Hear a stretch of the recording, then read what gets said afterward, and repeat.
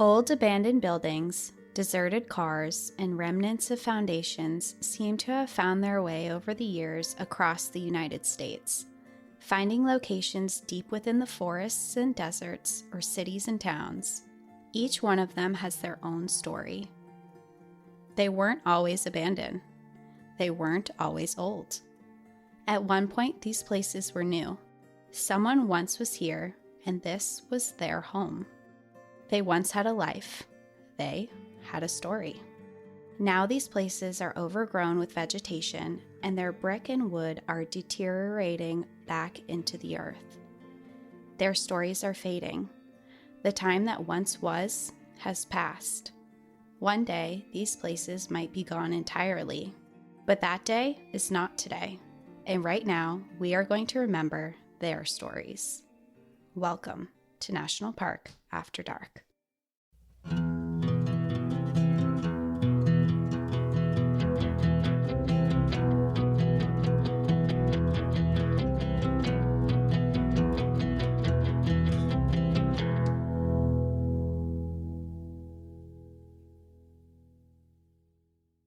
Are we going to an abandoned town? We're going to multiple abandoned towns today.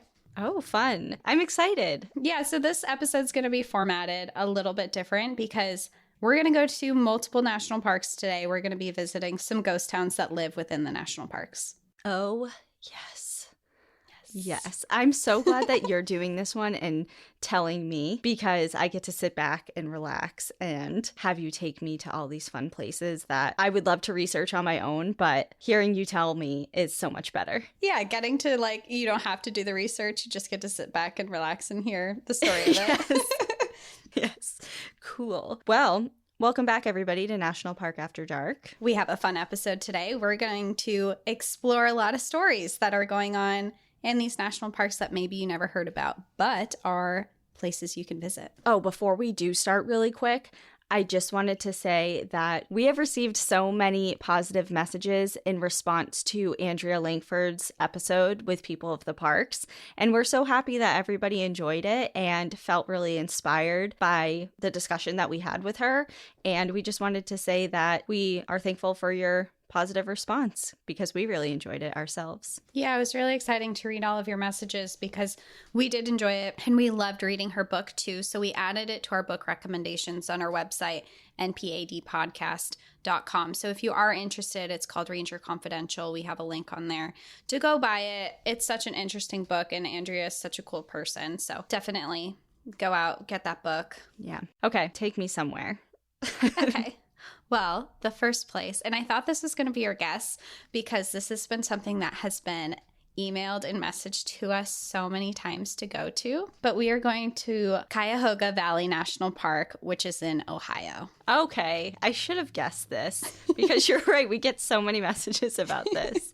First stop is this place, and it's a really interesting park for reasons that I didn't know about. So I hope that I can educate you all today because I thought it was really, really cool learning about it. This park is in Ohio. It's in northeastern Ohio, and it preserves 32,572 acres of land. It was originally designated as a national recreation area in 1974 before it was finally turned into a national park in the year 2000. So it's relatively new, and it was developed as a park because when cities began moving into the area, people became very concerned that it would take over the Cuyahoga River and destroy all of the natural resources there. So that's what sparked the further protections of turning it into a national park instead of the national recreation area. Because Cuyahoga Valley was once a recreation area, this national park is a lot different than other ones in the United States because a national recreation area is established to preserve and enhance recreation opportunities in scenic and natural places. And often these kind of parks have emphasis on things like fishing, swimming, wildlife viewing, boating, horseback riding, just lots of different activities. So it's created for conservation and for having outdoor activities. While most national parks, you go hiking there or you go camping there, Cuyahoga is a little bit different because you can go golfing there. They have a ski resort there. They have bike riding. There's tons of running trails through the park. You can go horseback riding. There's a railroad tour that will take you through the park. It's not so much just about the landscape there. There's a bunch of recreation there. That's really interesting because the only park that I can ever remember seeing something similar, Death Valley has a golf course. Oh, really? Inside of the park? Yeah. I didn't even know that. The world's lowest golf course at negative 214 feet, and it's called the Furnace Creek Golf Course. Oh, wow. And I remember, because I drove through Death Valley, and we camped there, and I remember seeing a sign for it. I'm like, what the hell? Why is there a golf course in the middle of the national park? And one that's super fucking hot. You're going out and playing golf with no shade. You're in like literally a just valley of death. And it's 100 super cold. Or super cold. I was just like, this is very odd. But anyway, but there's also like random little oases with palm trees and stuff inside of Death Valley. Yeah, I don't know. It's just a weird, interesting park. But anyways, okay, so Cuyahoga is different in that way. Yeah, it is. And it does have all these recreation places. And this park is situated between huge cities, between Cleveland and Akron, Ohio. So there's a lot of easy access to this. And people escape these cities to this area to get out of the city and into natural areas.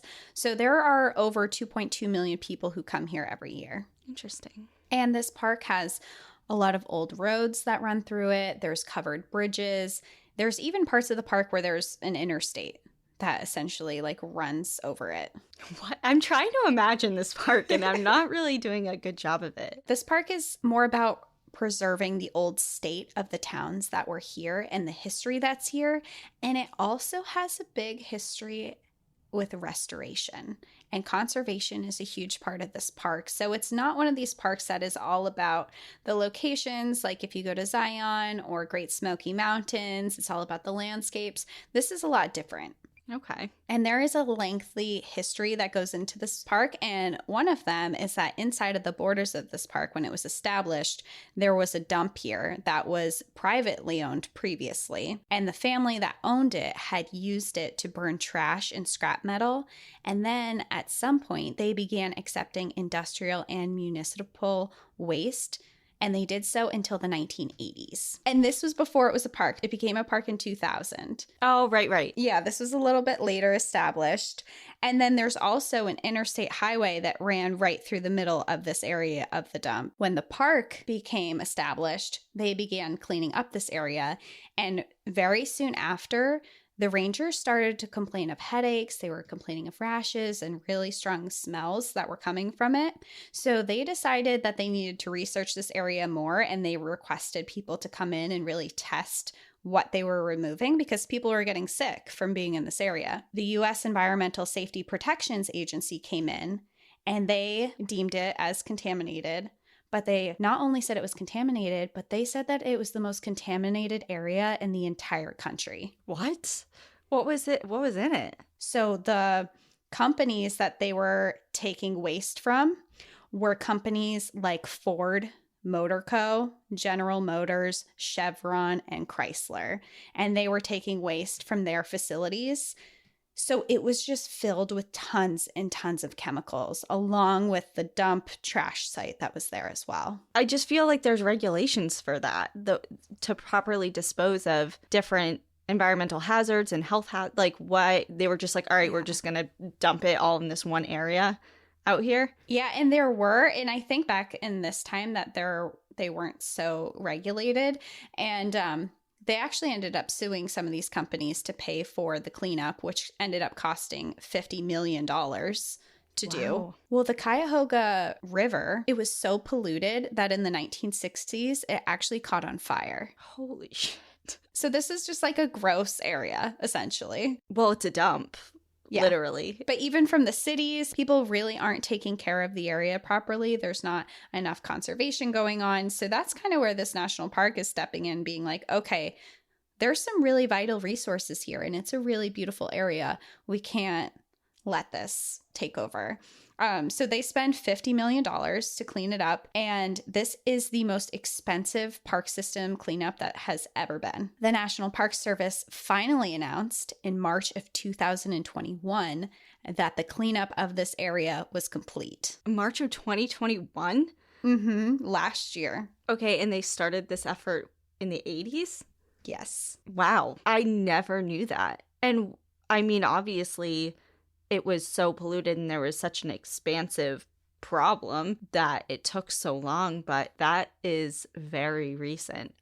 I mean, it's a year ago, right? March? Yeah, when it was finally deemed chemical free and everything is back. And actually now it's their fields and their marshland that the area originally was. So it's actually restored back to what it was, and there's animal and plant life that are there now. That's awesome. So when, I don't know if you know this, but when they were doing active cleanups, obviously the park had been established. Was that area just kind of off limits to visitors because there was an active cleanup going on? I don't know if so much in the more recent years. I'm really not sure. I imagine at the beginning of it, because it was so polluted. People were getting sick from being in there. So I imagine. Plus, it was literally a dump. And they had to bring in tractors and tons of stuff to carry all this stuff out. Then they had to do all this stuff to get rid of the pollution. So I imagine that it was not accessible for a long time. And if you went there now and you didn't know any of that, I'm sure you would never be able to tell.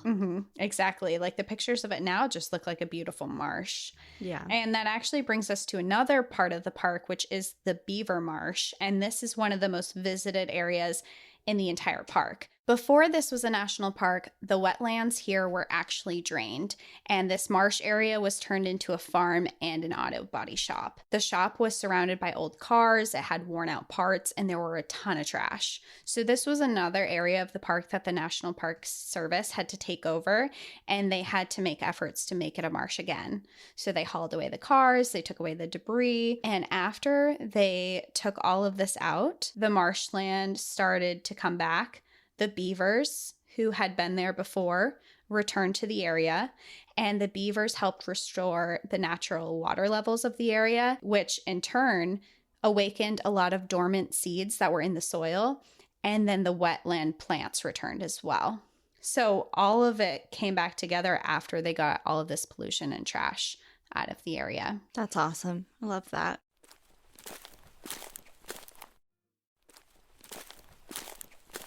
Cuyahoga Valley has become really a staple in our park system, and it shows what preservation and restoration can do for a place. You look at these cities or these places that have had so much pollution and they're desolate and they're dead. And it's like, if we clean these up and we really make a big effort, nature can come back. And that's a big message here at Cuyahoga is, it's not one of these massive parks that people visit for these crazy wild views, but it is a huge example of how we can save our planet.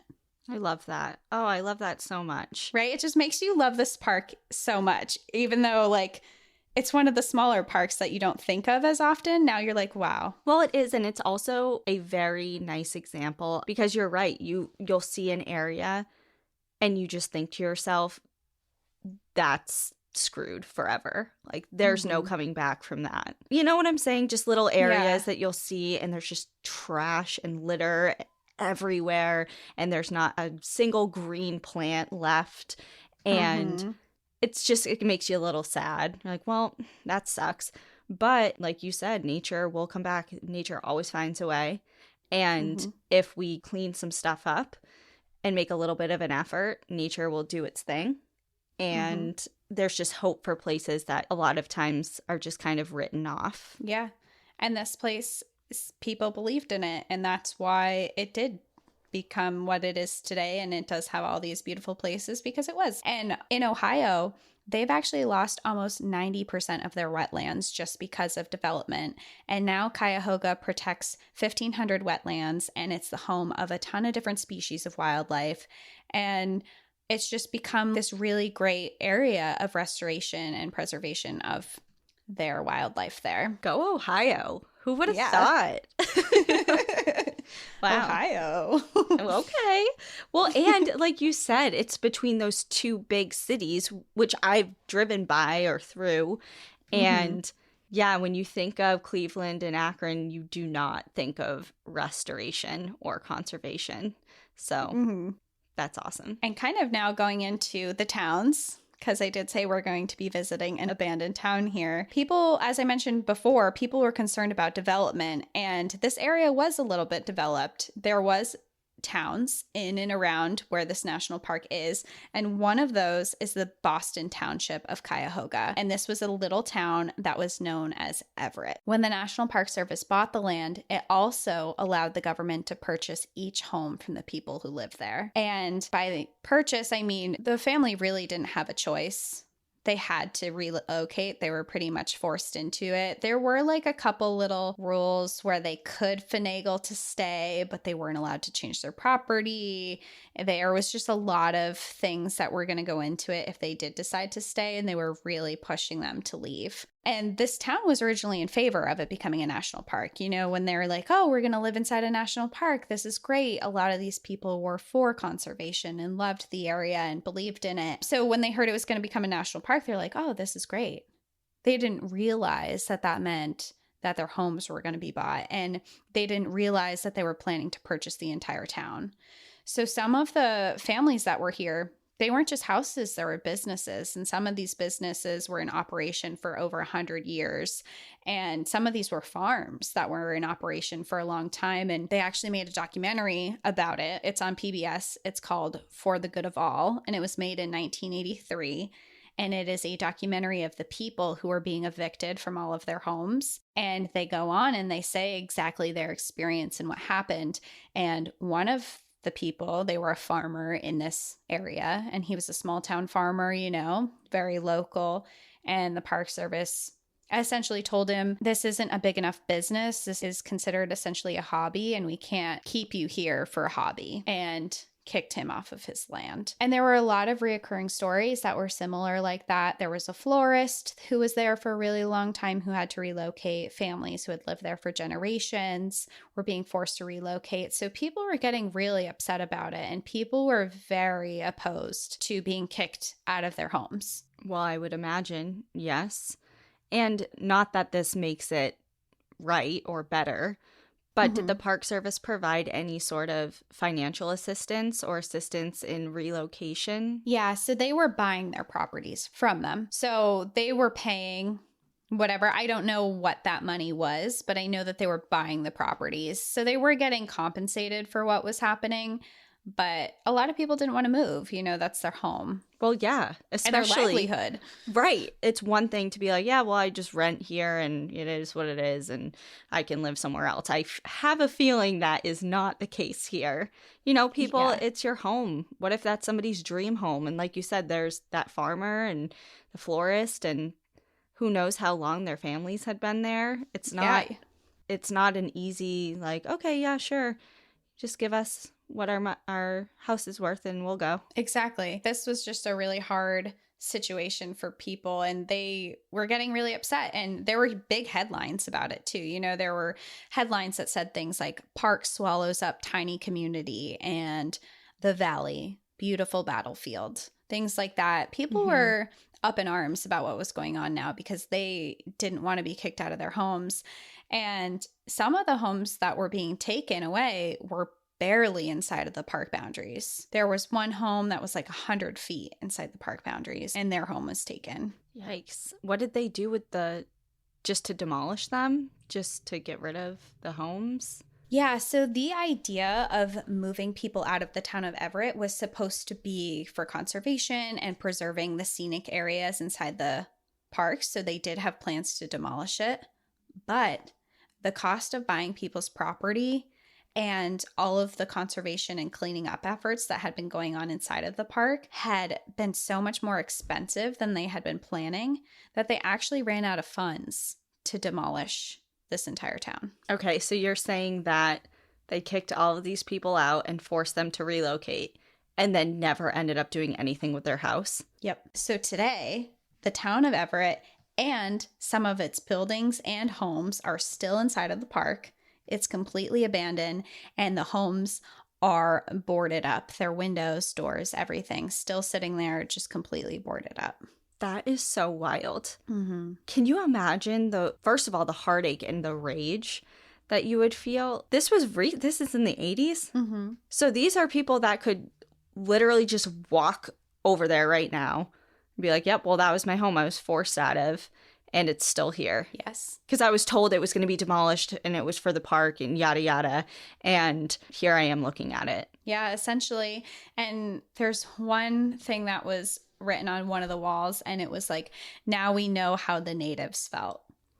Ooh. And this area was originally taken by settlers from the natives originally. Of course, as was everything, yes. Yeah, so that was kind of a little bit in poor taste because it was a little bit different. These people were paid. Right. You weren't massacred and forced to adopt a different culture and eradicate it. Yeah. So it's a little bit of a stretch. There's a little line there. But that is spray painted up there. This is a town that you can actually walk up to and walk through, and it's abandoned, it's boarded up, things like that. And this place has gotten a lot of rumors and legends now of its creepy emptiness of the park, and it has been nicknamed now Helltown.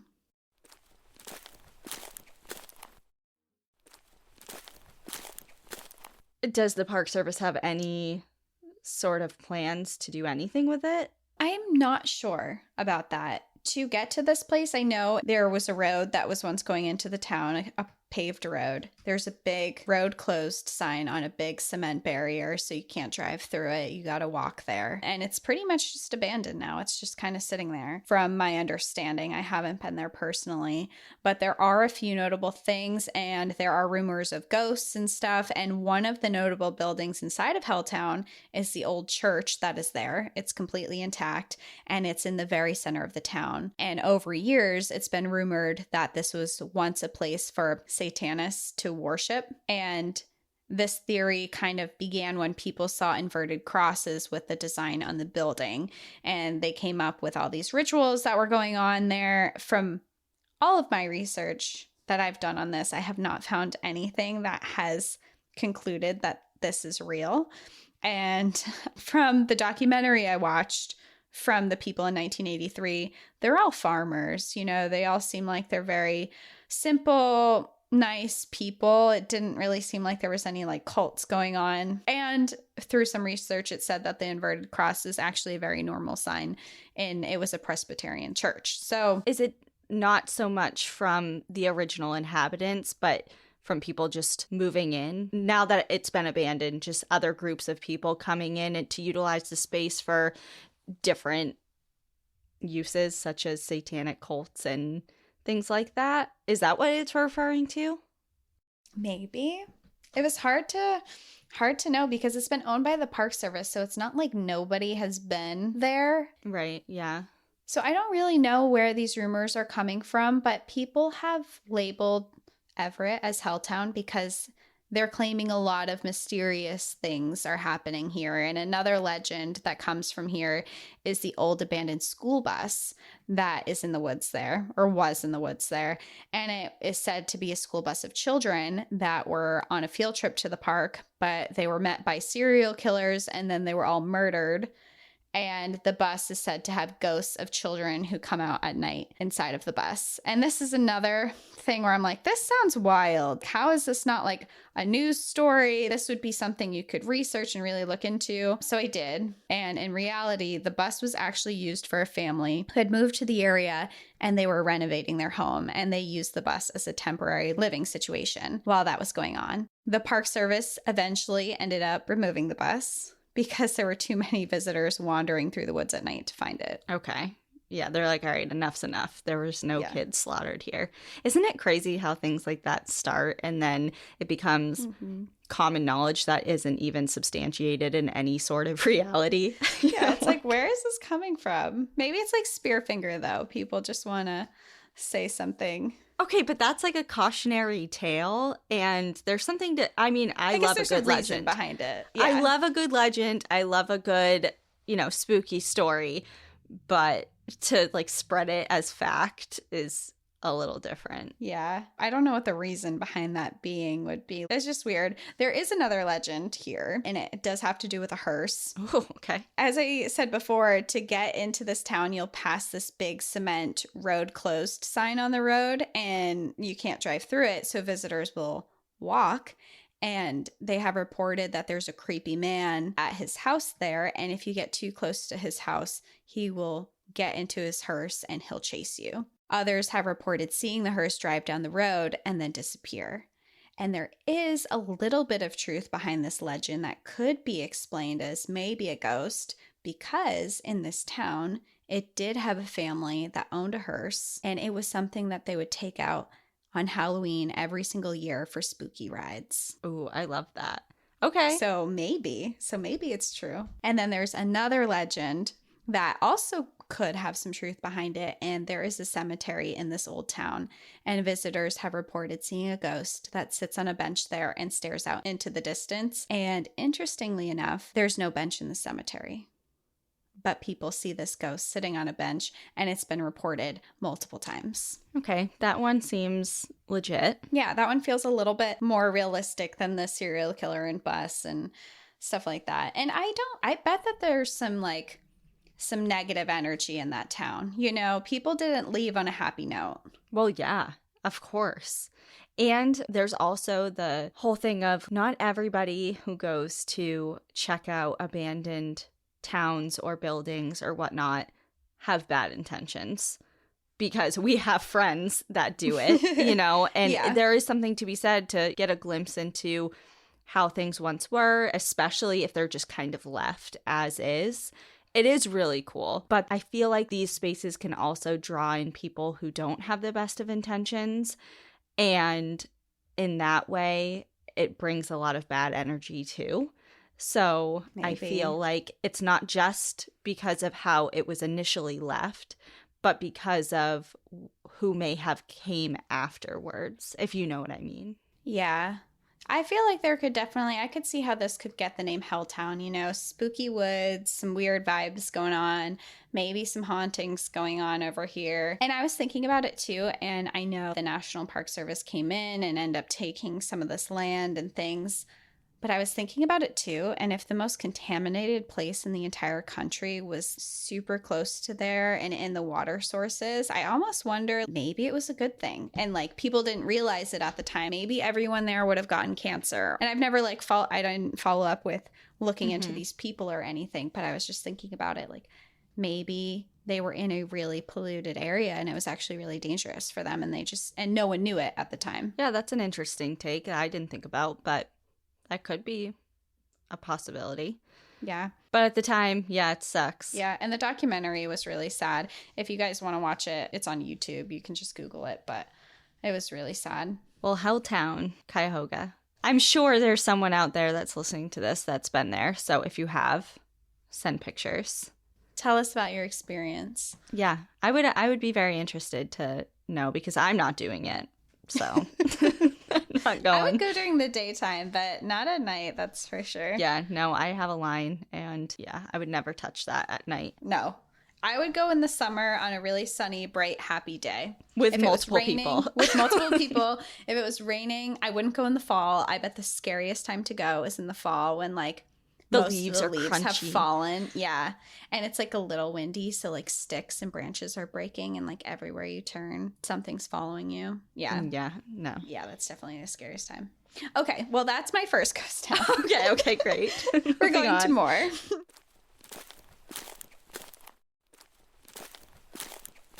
And the next ghost town that we are visiting today is located in a national park in Alaska.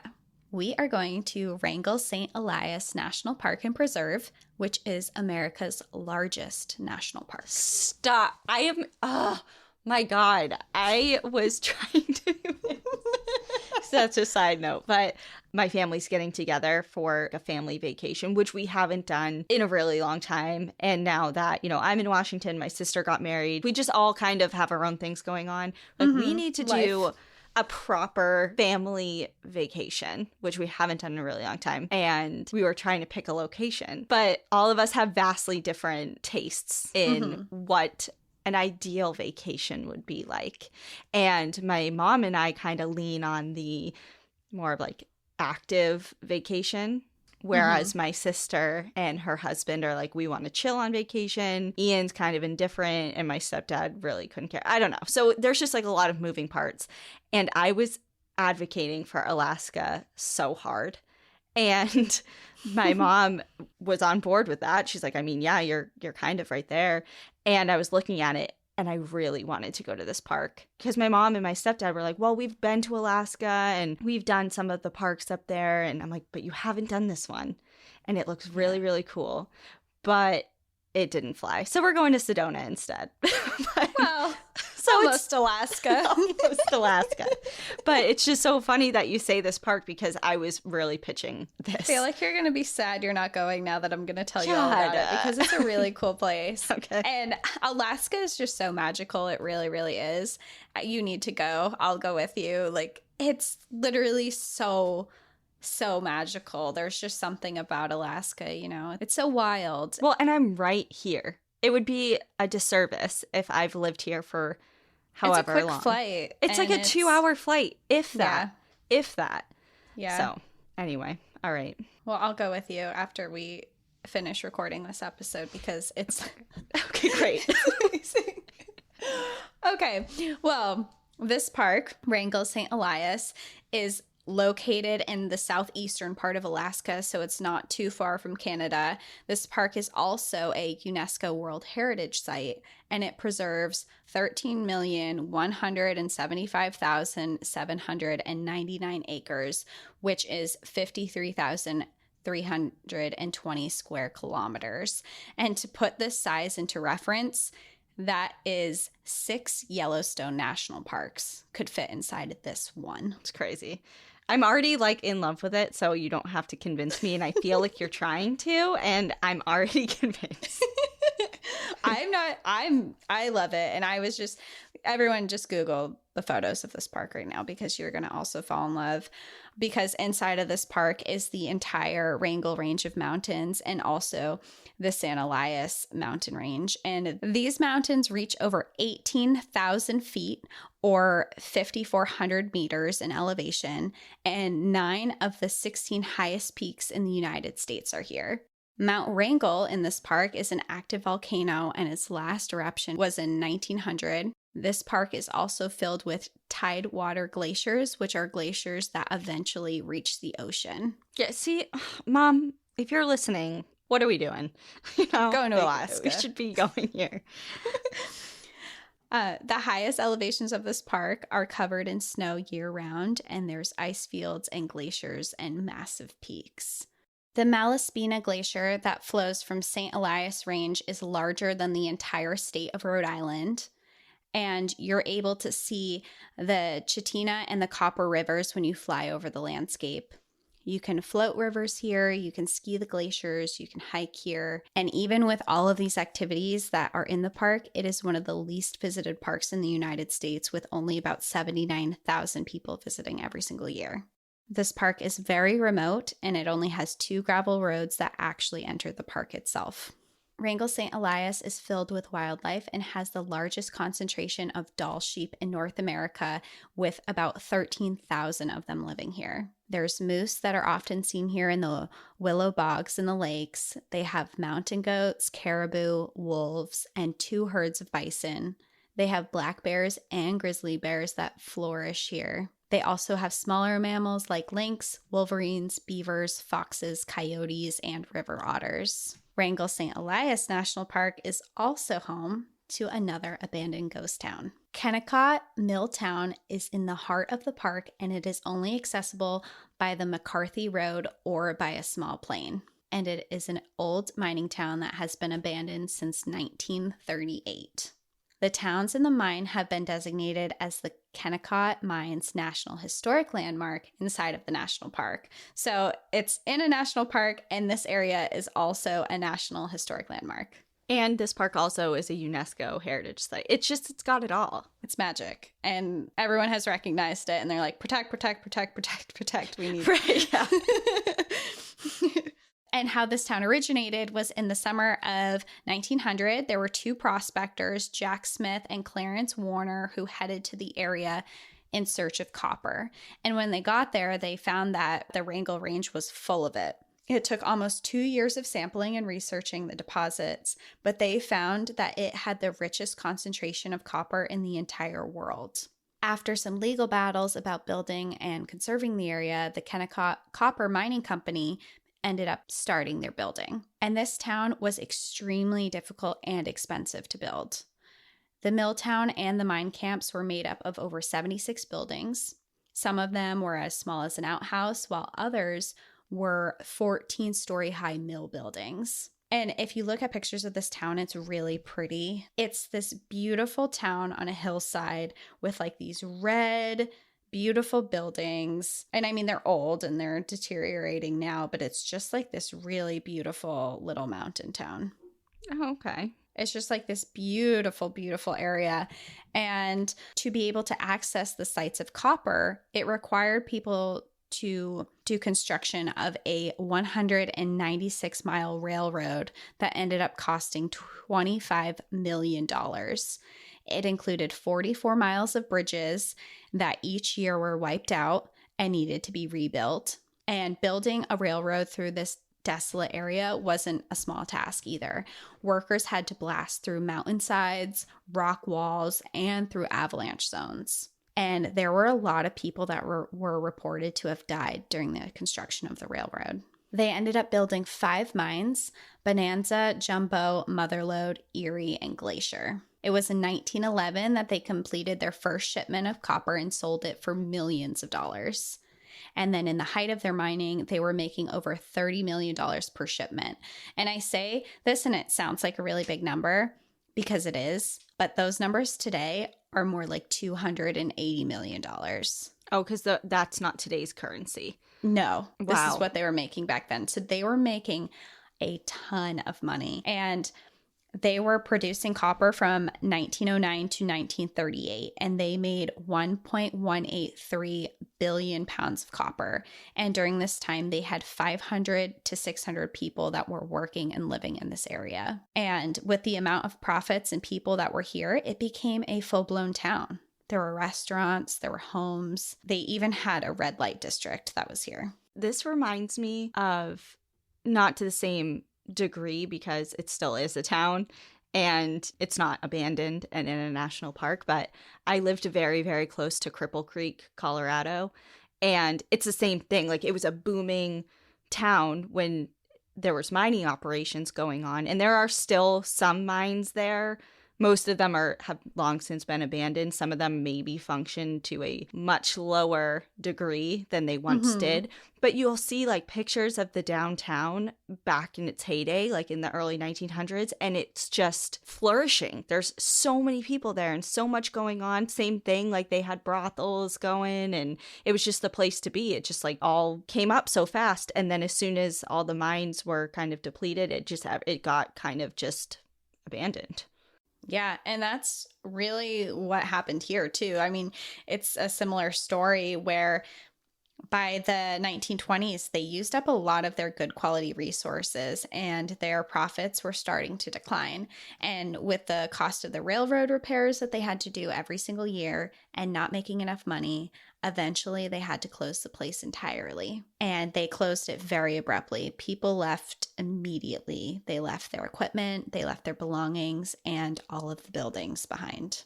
Well, I would imagine it's just too expensive and labor intensive to do anything different, to, remove everything and take it out. And it's just kind of like, well, the money's gone. So what are we going to do? They're 196 miles away from right. They're so far in the middle of nowhere. How are they going to get this? So they literally just got up and left this entire town. And after they had used so many of the resources here and really took out all of its copper, conservationists began to fight to make this a protected area and to make it a park. And eventually in 1980, it did become a national park. Since the abandonment of this town, it has become one of the most significant areas of paranormal activity in all of Alaska. Now, this town is a large tourist attraction in the park, and over years, people have reported seeing tombstones just off of the path of the old railroad when they are walking down the paths or hiking around, but on their way back, they'll be gone. Back in the 1990s, the park began developing government housing along the path where the railroad once was, but during the construction of it, the workers were regularly reporting paranormal activity. They were hearing disembodied voices of children and adults. They were seeing disappearing and reappearing grave tombstones. And they were hearing wails and screams of dying miners.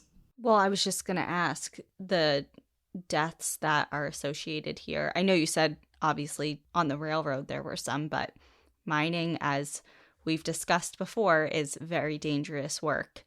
And I'm sure a lot of people lost their lives there in that way. Definitely.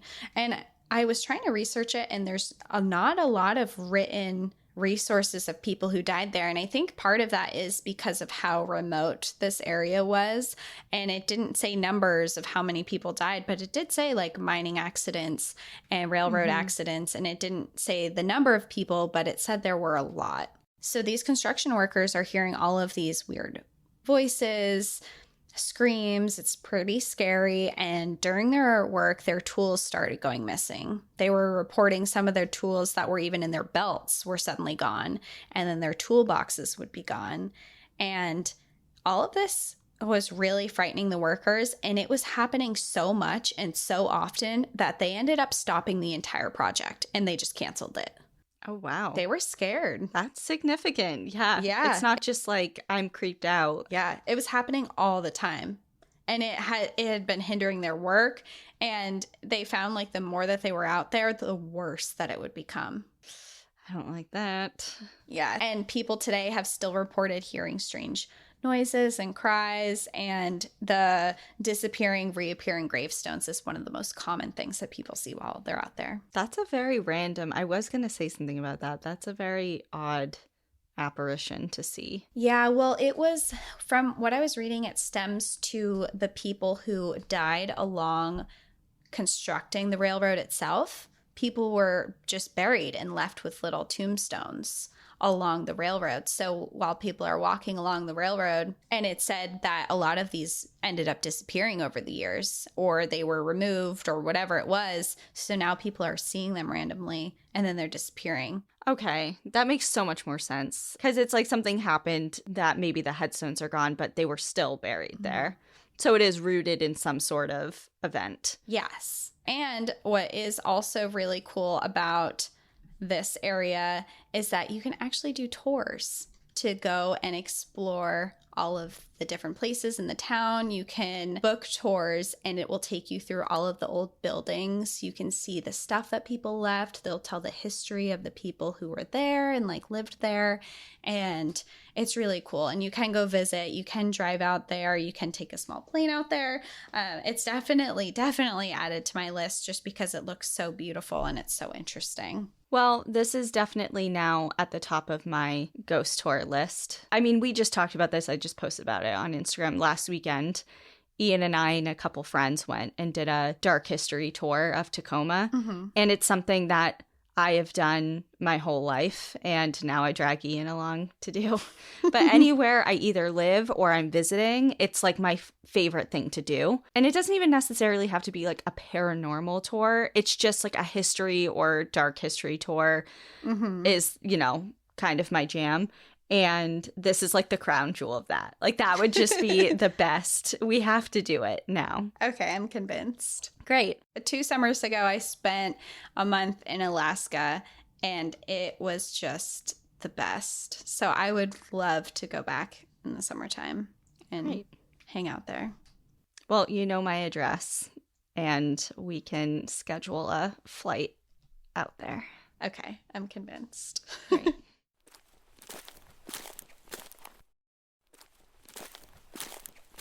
The final ghost town that we are going to be talking about is going to be in Lake Mead National Recreation Area, and this is located in the southeastern corner of Nevada, extending into Arizona, and is managed by the National Park Service. Is it Nevada or Nevada? I always say Nevada. Here's the thing. I have also grown up saying Nevada, And since I moved here, people say Nevada. So I've kind of adopted saying it that way. And there is something, to be said about there's regional dialects of things. Like people say different words different ways. And it's not meant to offend anybody. It just is how we've always grown up hearing it. People out here say Nevada. I've always said Nevada. Yeah, well, I had never been. I've been to Nevada now. But I was talking to Al one day and I was like, I've never been to Nevada before. And he's like, yeah, I can tell by the way you say it. It's Nevada.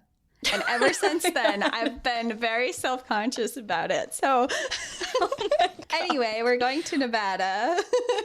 And we're going to Lake Mead, and Lake Mead is a reservoir that was created from the Hoover Dam, and it is one of the largest man-made lakes in the entire world, extending 115 miles, which is 185 kilometers, and in some places it is over 10 miles wide or 16 kilometers, and it has 550 miles or 885 kilometers of shoreline. So it's huge. It's massive. It's large. It's very big. Yes, very big. It was established as a national recreation area in the year 1936, and the recreational activities that take place here are mostly boating, swimming, and fishing. It is a desert landscape, and it does have hiking trails around the shores. There are 3 desert ecosystems here. It's the Mojave Desert, the Great Basin Desert, and the Sonoran Desert. There are over 900 plant species, 500 animal species, including 24 rare and threatened species. This park also has a ghost town. No, the theme. Within the park boundaries is St. Thomas, Nevada, a once thriving settlement that is now a ghost town. This area was originally inhabited by indigenous people over 1,000 years ago, and they developed and flourished here. The Hopi culture, who still resides in Arizona, have said that these people are some of their ancestors, and they had buildings that resembled pueblos and had a huge history here. St. Thomas was founded in 1865 by the first white settlers to the area that were a group of Mormon people. And from my understanding that there were no natives here when they got here. Oh, so they had moved on or just didn't inhabit the area? Yeah, they weren't in the area. There were buildings left of them, and there's been research of who they were. But as far as like when they got into this area, there wasn't anybody here. Okay. The town served as a resting point between Vegas and Salt Lake City, and they built schools and churches, and they became their own little thriving community. They ended up living here for 5 years, and for that entire time, they thought they were in Utah. Oh, okay. Little off. You're like kind of close, but a little off. And they discovered that they were actually in Nevada, and the state of Nevada demanded that they pay 5 years in back taxes that they owed. Oh, no. Yeah. And they're like, wow, that's a lot of money. So the town decided to vote if they wanted to stay or not. And the town collectively voted that instead of paying taxes, they would actually just abandon the town and dip. And they all moved to Salt Lake City instead. How many people was this? I'm not totally sure. It sounded like there were a couple hundred people there. Yeah, they're like, okay, that was an expensive mistake, and I'm a head out now. They're like, peace. Tax evasion has not been a thing yet. I'm leaving. I gotta get out of here. Yeah. Well, yeah, I mean, you're not prepared for that. Taxes suck. Oh my God, don't get me started. We have recently discovered what taxes are this year, and have also discovered that no one in our life has ever prepared us for taxes or what they are. Business taxes. Business taxes. Yeah. So if we both go to jail for tax evasion, it's not on purpose. We're trying our best.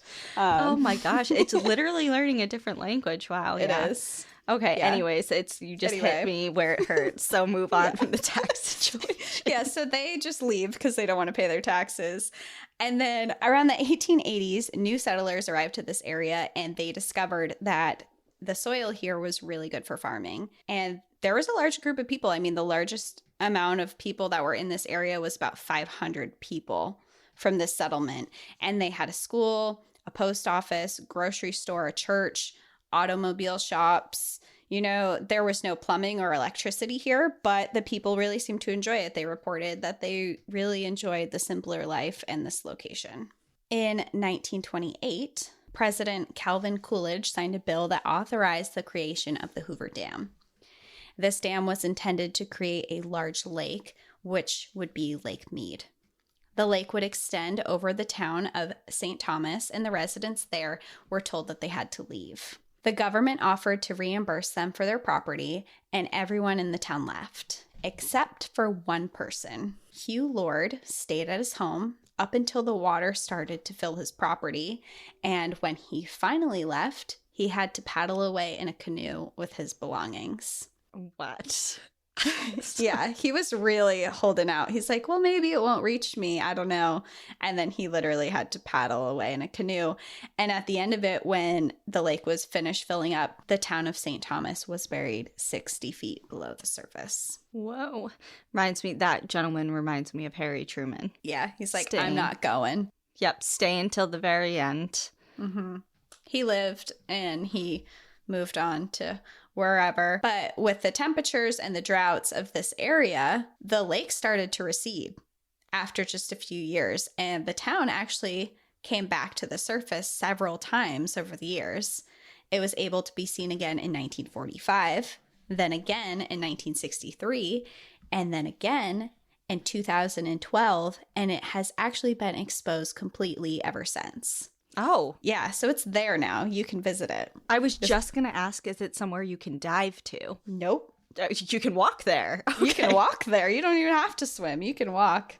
And families of old former residents have visited the areas. There's still remnants of the old buildings that you can see today. And you can take a hike there. It's a 2-mile loop on the St. Thomas Trail on the app All Trails, which I use like religiously. It's rated as moderate, and the hike is relatively flat. Wow. Is there any spooky stuff there? Not particularly to this exact location, but Lake Mead has been no stranger to death and tragedy. From 2006 to 2016, 275 people have died within the park. And the largest amount of deaths are due to drownings because it's a lake. Mm-hmm. But this has made Lake Mead the deadliest national park in the United States. I do remember reading that, like statistically, not statistically wise, right? Because I think that's the North Cascades, if you break it down statistically, but like where you are actually most likely to die, right? Or am I saying that wrong? I don't know. I think North Cascades is up there.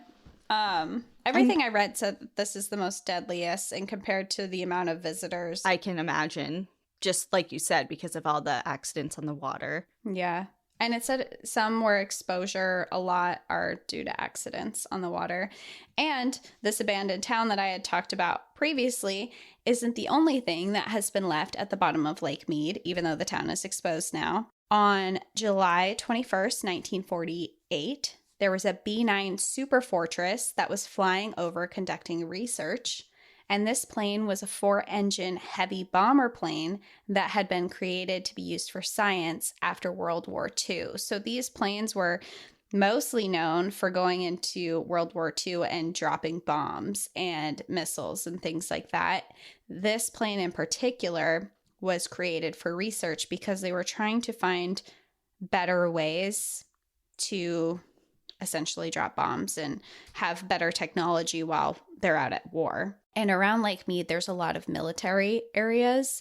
So it's pretty common for different planes and aircrafts to fly over the lake. On this day, they were conducting altitude research over the lake, and the pilot was flying around 400 feet above the lake's surface.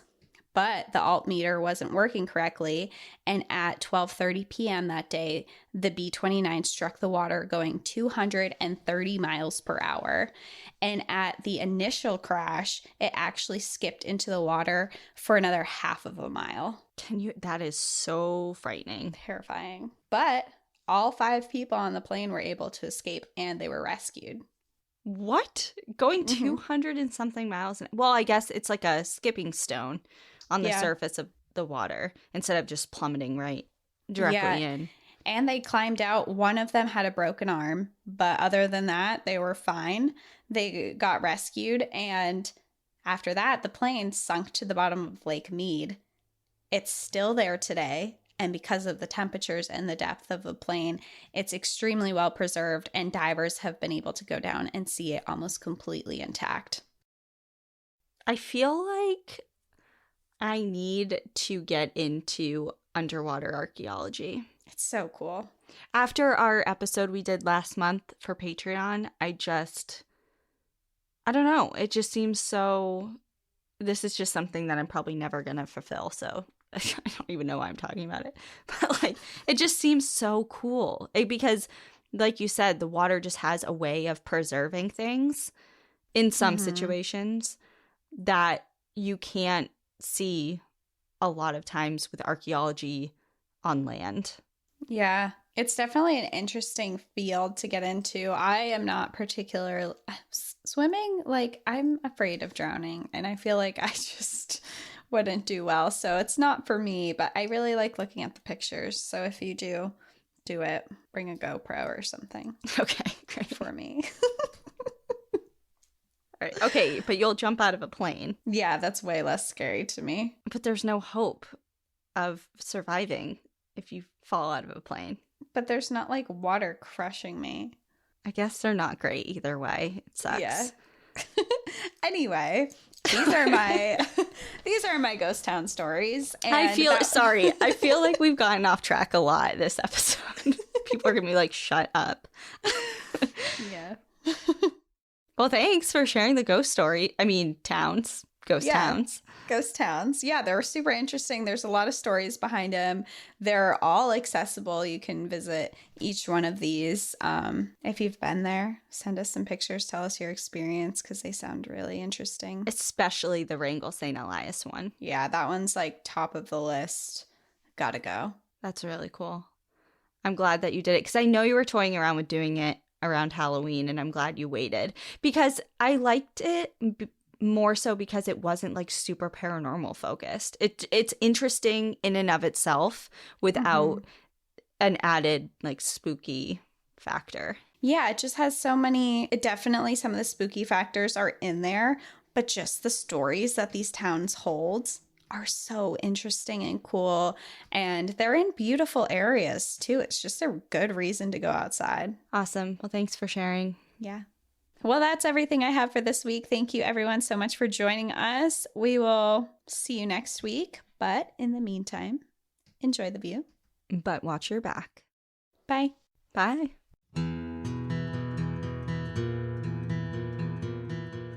Thank you for joining us again this week.